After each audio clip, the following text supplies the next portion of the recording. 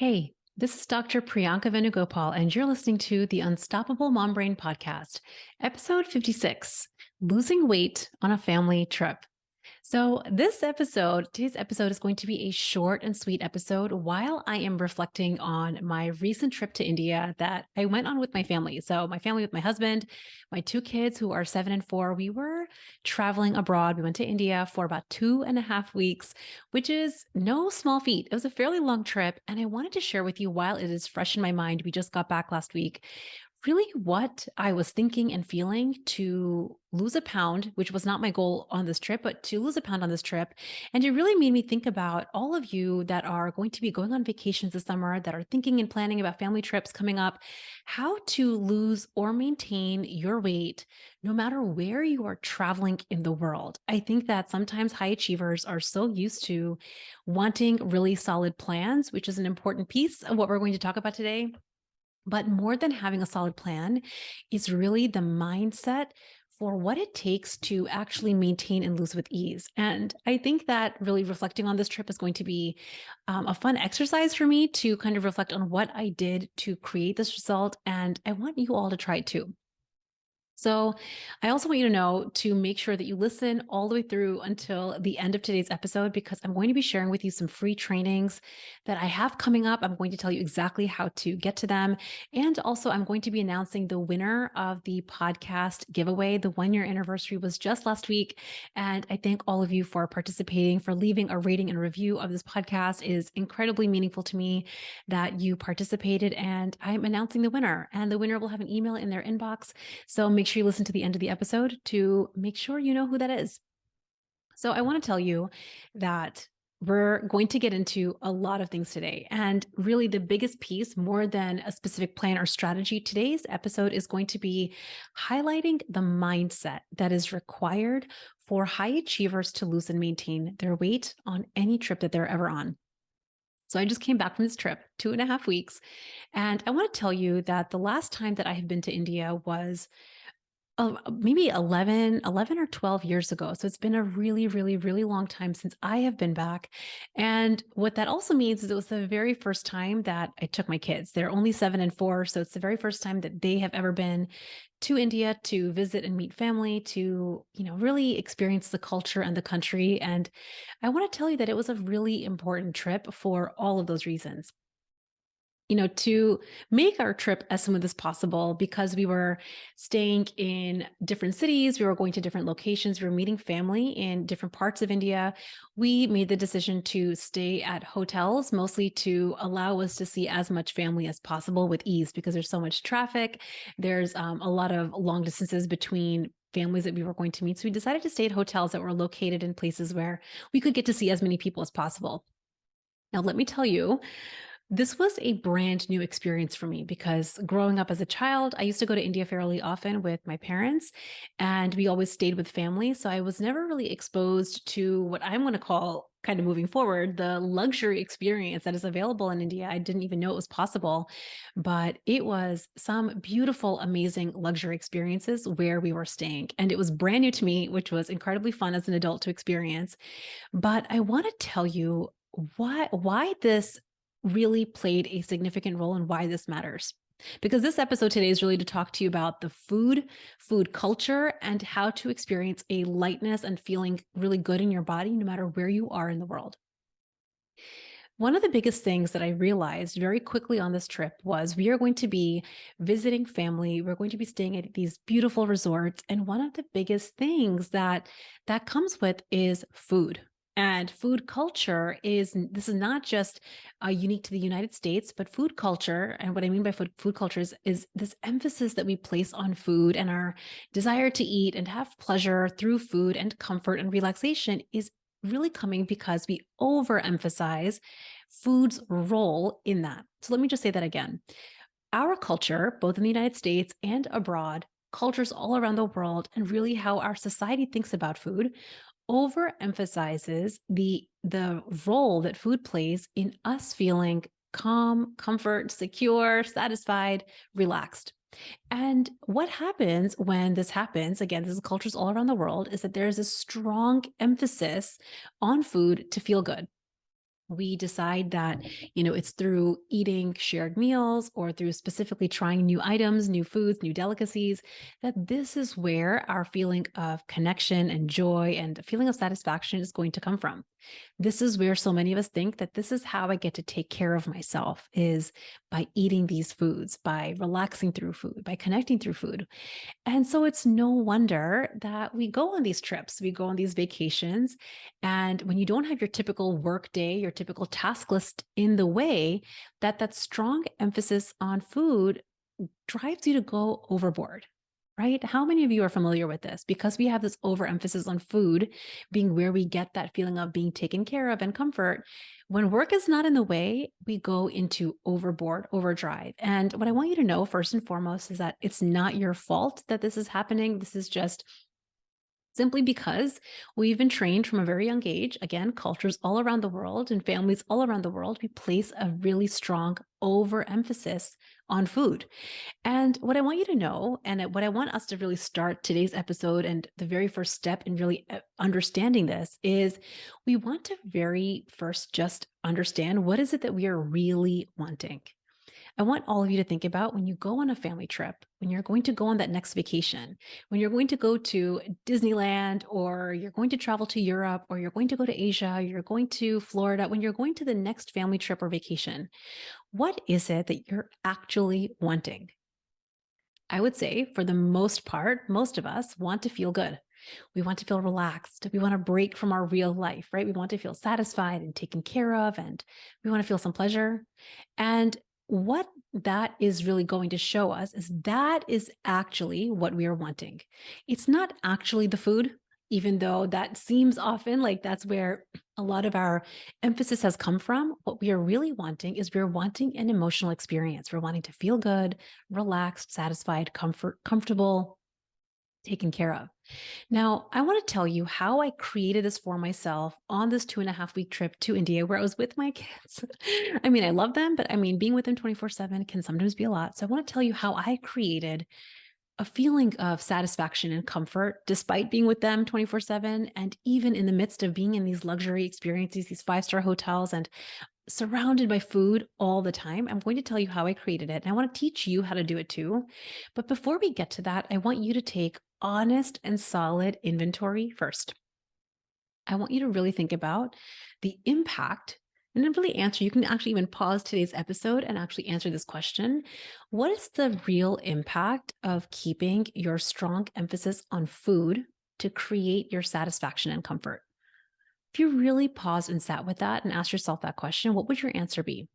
I would say, for most of us, and this is because I have also been on this journey with you this whole entire time, most of us want to feel good in the moment. So for most of us, when I use food, when I'm relying on food and emphasizing food, I do feel good in the moment when I'm enjoying that amazing food. The snack or the meal, whatever it is awesome for the 10 minutes that it lasts. But then afterwards, you feel that ugh in your body. Anytime you eat past comfort, when your body's not hungry, your body naturally gets that place of ugh, it doesn't feel good. The scale is up the next day. Your hands feel tighter. They feel more snug. Maybe you feel more bloated. And worse yet, in addition to physically just feeling discomfort in your body, having less energy, more fatigue, you think, ugh, I'm undoing all my hard work, right? You find yourself undoing your belief and your trust in yourself after having worked so hard right before you went onto this trip. So, really, the question that I'm asking you is overeating on trips and vacations ever really worth it? I would say that the resounding answer is no.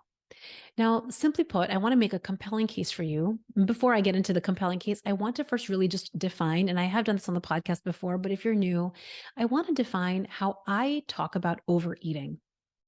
I think about overeating very simply as eating food when your body is not hungry, eating past the point of your personal comfort. So we're not using the portion sizes, we're not weighing food, we're not talking about calorie counts and macros and points to define how much quantity of food you should be eating on a daily basis. I think that that's one of the biggest problems we have, is high achievers are running their life with calculators, and I want to help you throw away the calculators to lose weight with more ease. So I want to really have you think about overeating from now moving forward is simply you eating when your body's not hungry. eating past the point of your personal comfort. And honestly speaking, if you took inventory, honest inventory, like I asked you to just take, I would say for the most part, 99% of the time, it is almost never worth it. But I also want you to know that on this podcast and what I'm sharing with you is I want you to learn how to have your cake and eat it too, for lack of a better phrase. I want you to know that you can have a Goldilocks strategy when you're going on trips, going on vacations where you can create comfort and relaxation and pleasure. And also at the same time, not sabotage your weight loss goals. Like it's possible to have both at the same time. And the intention of this episode is to help plant a seed to help you start doing this. I also want to say, before I get ahead of myself on this episode, that I have two other episodes that I think will marry really well with what we're talking about today. I have done an episode in the past on losing weight on vacation or maintaining your weight on vacation. That's episode number 13. So make sure you go back and listen to that one. And also data gathering, episode number 50, where I talk about the scale and bringing neutrality to numbers and the scale, I think is also an important piece of what we're talking about today. Okay, so now moving forward, I want you to really think about what it might be like. Let's just go to the land of make believe, where we're just imagining for a second what it might be like for you to feel satisfied and taken care of and relaxed without overeating. Really plant that seed in your mind that it's possible to feel satisfied, taken care of, and relaxed without overeating, without undoing your goals, without undoing the hard work that you have been doing before your trip. What would it be like to feel satisfied, relaxed, and taken care of without overeating? I'm going to tell you that the very first thing we've already done, which is we've become aware that our overemphasis on food is going to be a barrier to this. Using food to create your satisfaction, your relaxation, and comfort is going to be a barrier to this because all humans on their trips and on their vacations just want to feel satisfied, relaxed, and comforted. So now we know that we have been, up until this point, giving food a job it was never meant to have. Let me just say that again. Up until this point, if you have been going on trips, going on vacations, and gaining weight, it is simply because we have been giving food a job that it was never meant to have. And so now we get to just ask ourselves the very first thing we're seeing with eyes clear, wide open, is that giving the food the job of comforting you or giving it satisfaction, giving it that job will naturally drive you to overeat it. So, what we want to know is that that's been a natural baseline, particularly if you have been really surrounded by food culture, which most of us have from a really young age. It's normal that this is you. You're not alone, and it's socially acceptable, right? So, because we have been raised in a society that really emphasizes food, that drives this message a lot, and also it's socially acceptable to overeat literally in any and every facet of your life, it's not surprising that we are living with this conundrum right now. So now we know that when we go on these vacations or trips, we want to ask ourselves and really answer what it is that we're actually wanting. What we're actually wanting is to feel satisfied and relaxed, right? So if it wasn't food's job, so now we're like starting to take the roll back, right? It's like up until now, we've given food this job to help us feel satisfied and relaxed, to relieve our boredom, right? We've been giving food a job that it was never meant to have. So I want you to imagine if you're watching me on video, you can like see me with my hand gestures, but I'm just taking the job back. Okay. I want you to imagine we've been giving food this job it was never meant to have, and now we're taking it back. We're like, okay, if it wasn't food's job for me to create satisfied, comfort, relaxed on my trips, how might I get there? How might we get there together? So let me get back into my story. So we're in Delhi. We're staying at some of the most beautiful hotels that I have ever stayed at in my adult life. And they have the most intense, I mean, crazy intense breakfasts. Like nothing that I've ever really seen in the past ever really compares to this. They had every cuisine imaginable from around the world. Like, so it wasn't just Indian food. They had food from around the world. They had every dessert available. I mean, it's breakfast time and they had every dessert available. They had freshly made breads, freshly made naans and puris and dosas, which is Indian food. They also had freshly like gourmet chefs standing behind like waffle stations and pancake stations. And like they had somebody making these beautiful poached eggs. If you know me, you know I love a good poached egg. I mean, you name it, they had it. It was that type of a breakfast experience. It was just, I mean, amazing to see freshly squeezed juices, coffees and smoothies. Like, again, I could go on and on what was available. Like, actually, what the better question is, what was not available? I don't even know. It was everything was available at this breakfast buffet. And they literally had chefs lined up, gourmet chefs lined up, making this food fresh for you. Now, if I'm not making a compelling case, this was special, right? So again, I'm sharing with you, this is the first time I'm going back to India after 11 years. I'm not even sure when I'm going to be going back again. And staying at these luxury, beautiful hotels was a rare experience for me. It was very, very special. And I want to tell you, this is what most of us do. I know it because I have done this too in the past. So I'm very familiar with this, but this is what most people will do. They will start thinking through the lens that food is supposed to be providing my satisfaction, my comfort, my pleasure, right? That's the lens with which we're going into this experience. And we start thinking these types of thoughts. When am I ever going to get this again? This is a rare opportunity. I should fill up on this while I can. I've paid for it, so I don't want to waste it. If I don't eat this, it's wasting money. It's such a waste if I don't eat this. Eat up now, or you're going to be hungry later. Might as well get it while you can. So you can hear these are just a few of the common thoughts, and probably there's many more that fit into this type of category where we think like this about rare and special foods that are sitting in front of us, especially when you're on a trip or a vacation. Now, no matter how rare or special a food is, and might I dare say this is going to happen about 100% of the time, you will almost always overeat the food when you're thinking in this way. So let me kind of explain what I mean by this. When you're thinking, when am I ever going to get this again? I might not get it again. This is a rare opportunity. Let me fill up on it while I can. If you really check in with yourself and what emotion you're feeling in your body when you think this way, you're likely feeling some flavor of lack, scarcity, maybe even like needy or desperate. And your brilliant brain, in her effort to solve this emotional experience for you, will drive you to overconsume the food in front of you.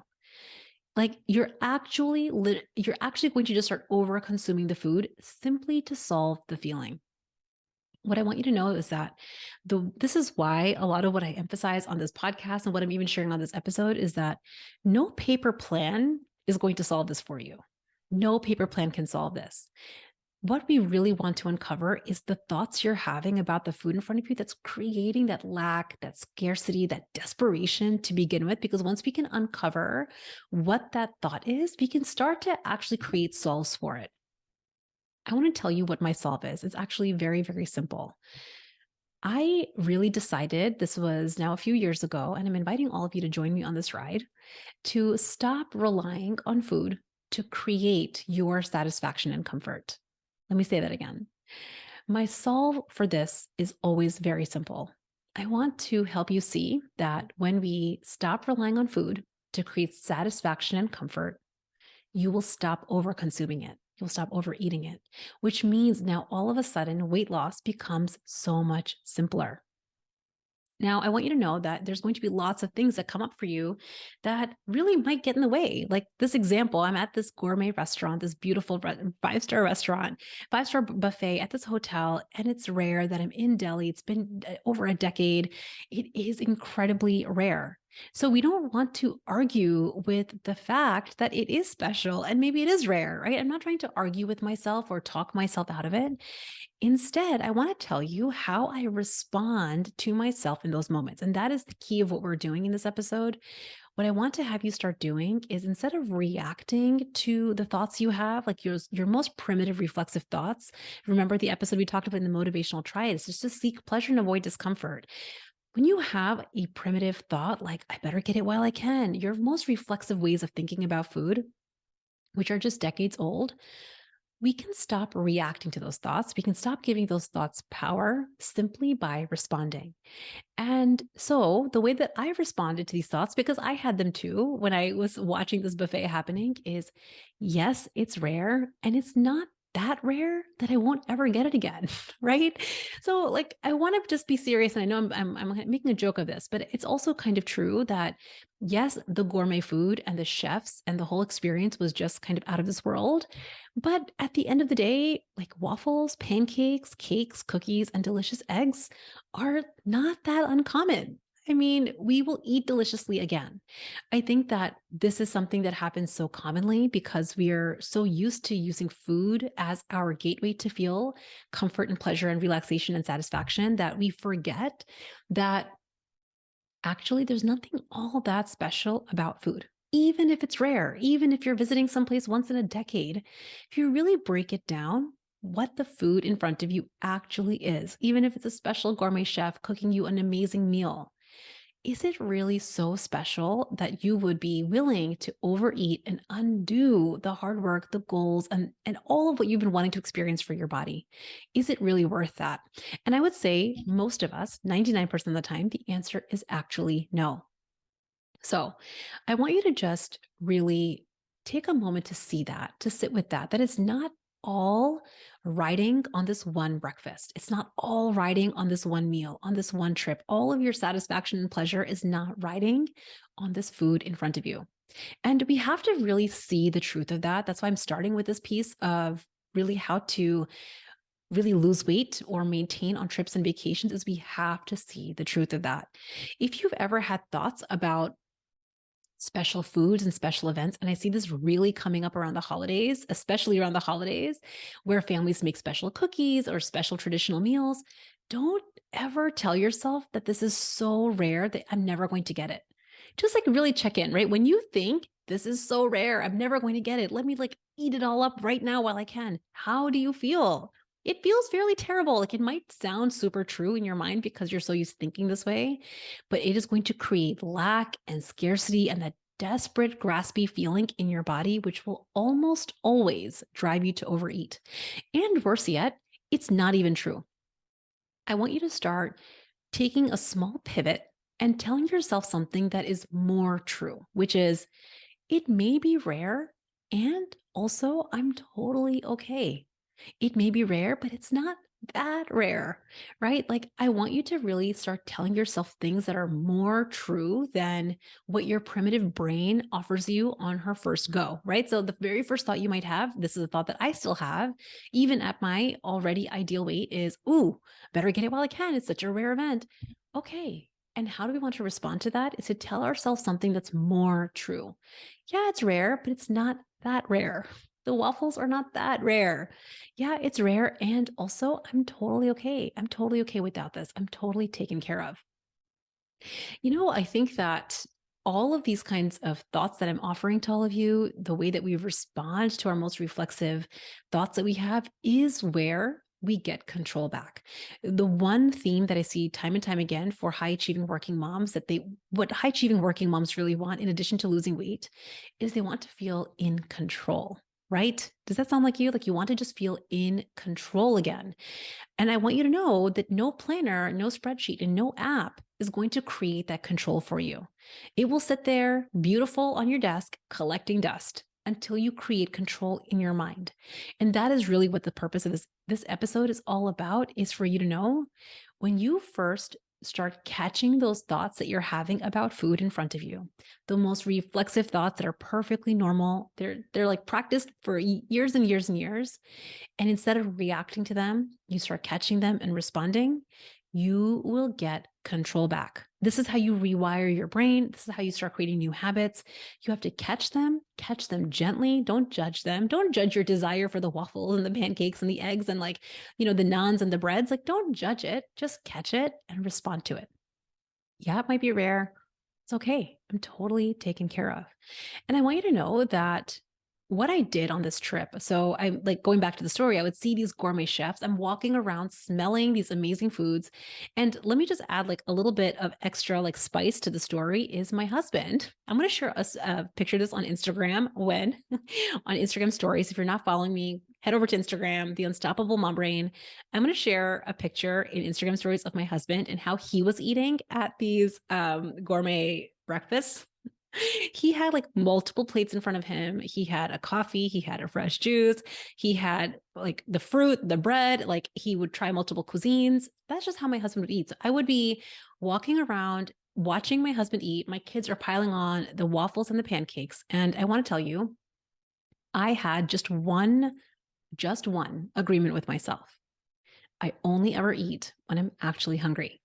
Now, I want to tell you, because of the jet lag and the random timing of the day, kind of recovering from like our trip and where we were staying and the biggest thing was the time of the day. I would say I was only actually hungry during these like gourmet breakfast brunches, maybe about 10% of the time. 10% of the time, which means 90% of the time, most days, I just had coffee during this epic 5-star hotel experience. Now, I can hear so many of you, and I know this because I have been in your shoes before. I have experienced this before where I have had a whole set of thoughts. Number one is, seriously, you stayed at a 5-star hotel and you didn't even like have their food? Like, what a waste. How many of you are thinking that? Listen, be honest. I know, because I have thought that. It's totally possible. If you emphasize the food as a part of your luxury experience, it absolutely might feel like a waste.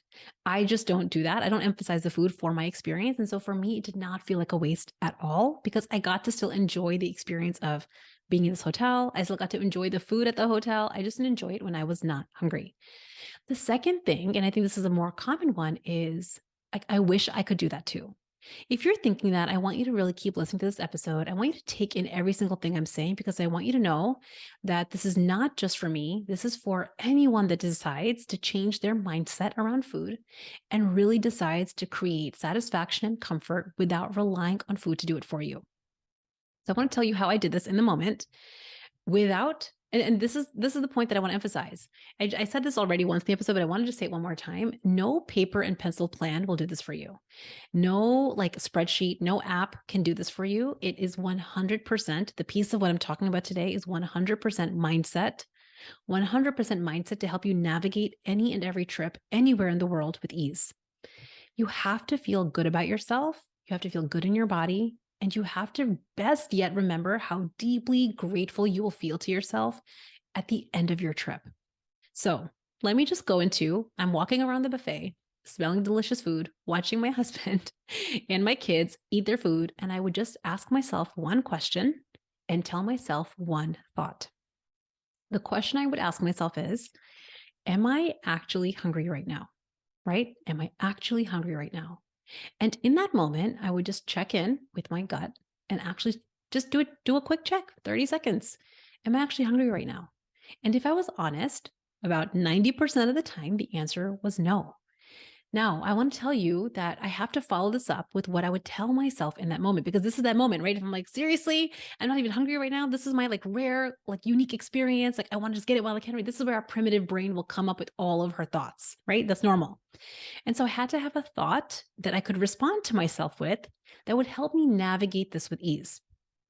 The thought that I had was, I'm totally okay right now. I'm really taken care of. And when I get hungry later, don't worry, we're going to eat deliciously. Let me tell you, this sounds like such a simple thing, but to really remind your most primitive brain, the part of you that's like, hey, I want to have fun too. I want to like have the delicious food too.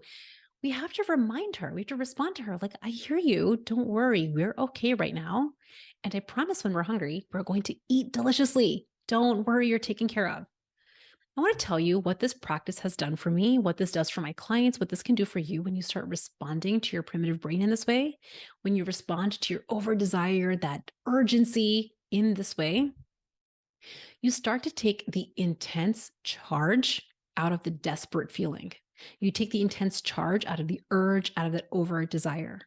And what this does and why this is even possible is because at the very start, I have untethered food from me feeling comfort. Let me just say that again. For me to really go through this process, for me to really respond to myself in this way, for me to believe it, I've had to really untether from food to feel satisfied and comfort. The way that you think about food and your comfort is going to drive how tethered you are to it. So I want you to really think about when you remind yourself you're actually okay, you have nothing to worry about, you eat when you're hungry, don't worry, you're going to eat so well. How do you feel? If you really think about that, how do you feel? For me, honestly, I feel relief. I feel relaxed, calm. I feel secure, satisfied. And honestly, I even feel like importantly taken care of. I feel significant. Like I'm actually paying attention to myself in a real way. And the best news is I've created this experience for myself without eating. It has nothing to do with food.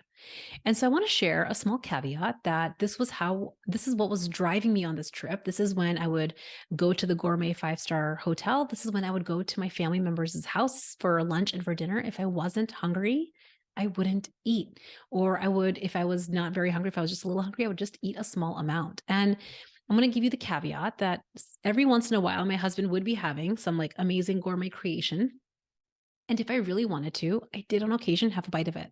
It's not a problem. My past self from a few years ago would not have believed that this was possible because there's no such thing as one small bite. Like there's just no thing like that. That doesn't even make sense.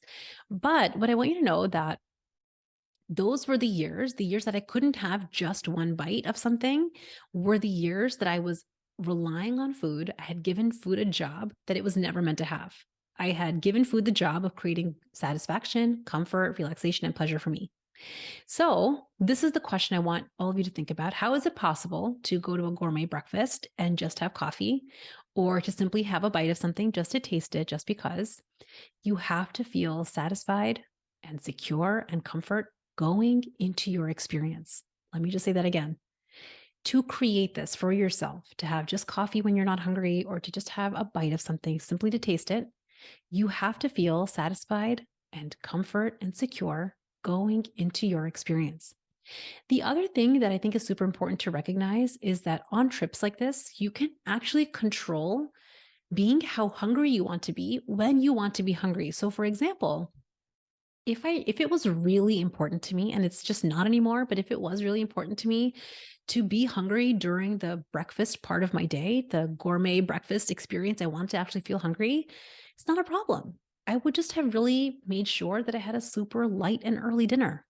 Or if I knew that I really wanted to be hungry because we are going to this awesome dinner and I know that I only eat when I'm hungry and I want to be hungry for dinner, I would just have a really light lunch. I think that sometimes we forget about these kinds of creative solutions only because we have tethered so much to food that we don't see any other pathway forward to create satisfaction and comfort. But I want you to know that we can start creating solutions like this. Like maybe I could just have a really light and early dinner so that I'm hungry for this five-star breakfast. We can create this only when we are untethered from food as our main way of creating satisfaction and comfort. Now, I want to tell you what's going to get in the way because this is not a perfect process. I don't want you to expect that this is going to be challenge free because it's not going to be, especially if you have years and decades of programming that has been relying on food to create your satisfaction and comfort, that you don't have the habits that I'm talking about today. There's two things that really are going to get in the way. Number one, it's not going to go perfectly. So I want you to really plant that seed that it might not go perfectly. Now, listen, it might, but it might not. You might have a dinner that you overeat, that you get to like you overate, your pants feel tight and you're like really like annoyed with yourself. Like you might have a dinner like that. You might overeat the dessert, or like you might go down on the desserts like 3 days in a row. I want you to really catch it when you notice this happening and remind yourself it's okay. It is not all lost. The whole trip is not over just because of this. I see this happen time and time again. On day one or day two, you're like doing great. And then maybe on day three, you overdo the dessert or you overeat the dinner and you're like, see, that's it, the whole trip. And then you just like screw the whole rest of the trip. Don't do that. The whole trip is not over. The whole trip is not sunk.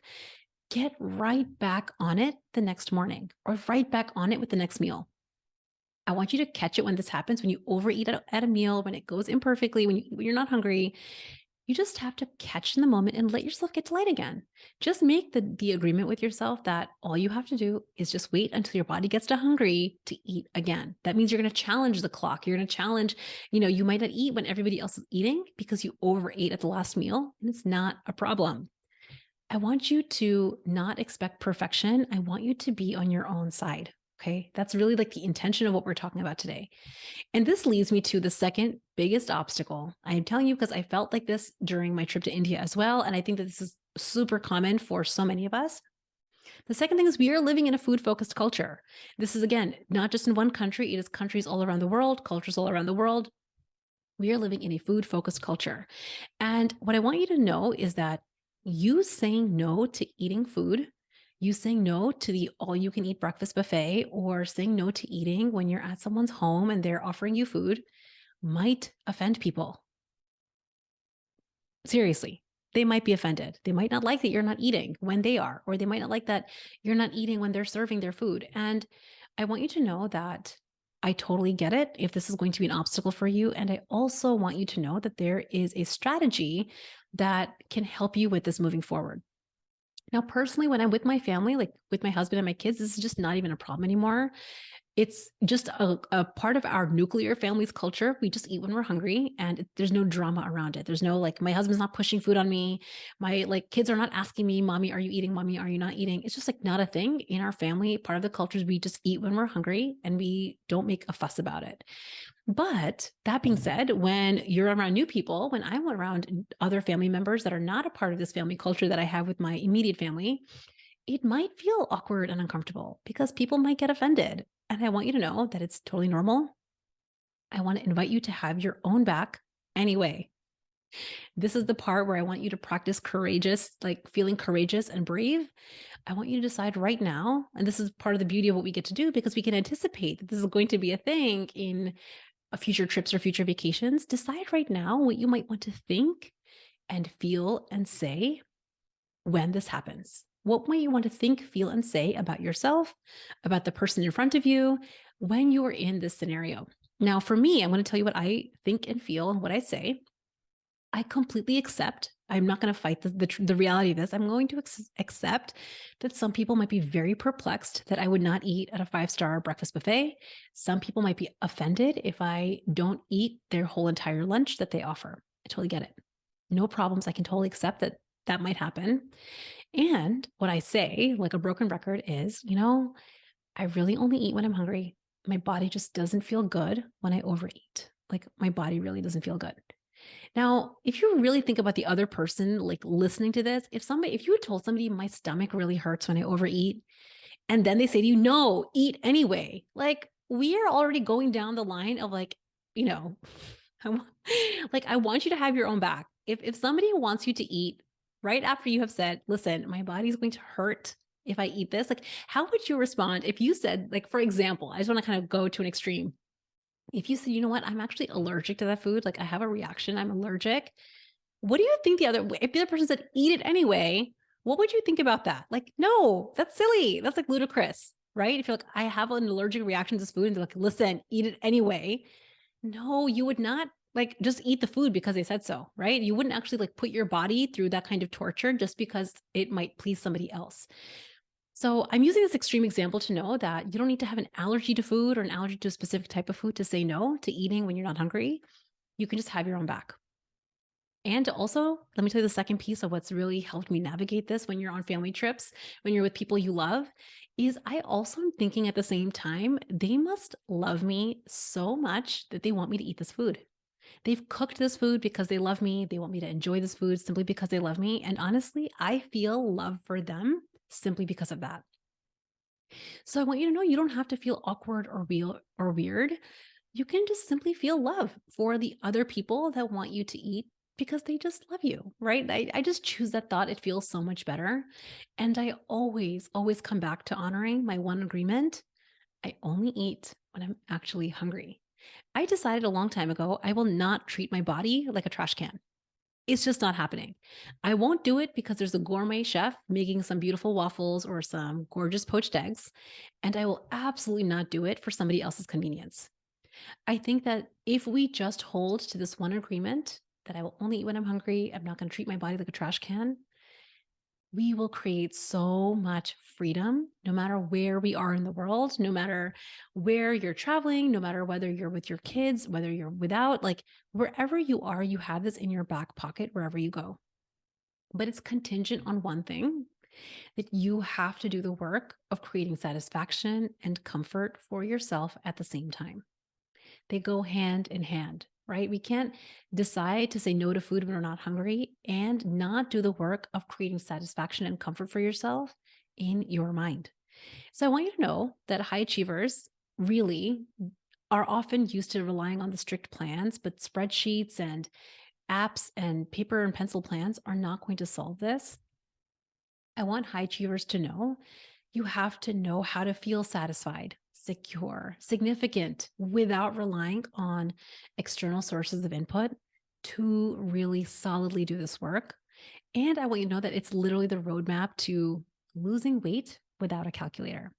I hope you enjoyed this episode. I hope you take this episode with you on your next trip, on your next vacation, and know that you can lose weight if you want. You can simply maintain. And it all starts with you really treating yourself and responding to any thoughts and practice thoughts you have around the food in front of you, the specialness of the experience with real calm and ease, knowing that you have your own back. If you're enjoying my podcast, I want to make sure that you are on my email list. This is a place that I share even more strategies, mindset, and skills that I think are incredibly valuable to helping you lose weight, feel better, and more powerful in your working mom life. You can join my email list over at theunstoppablemombrain.com/magic. And also, when you're on my email list, you are the first to know about my next live free trainings that are coming incredibly soon. So make sure you join my email list so you're the first to know when these next trainings are happening. And also, I want to share the winner of the podcast giveaway. Thank you so much for all of those that entered. You left a rating and review. I'm deeply grateful to all of you. If you are enjoying this podcast, it is seriously one of the best ways of making this podcast more discoverable for other high achievers. And I'm incredibly grateful that you partook in this giveaway with me. So the winner, without further ado, of a pair of Apple AirPods is Umaima Shahid. You have a email coming to you in your email inbox today, and we are going to set up sending you a pair of Apple AirPods. And my gratitude for you following along this journey and for you sharing your review and rating. Thank you all so much for listening in today, and I will see you all next week. Bye.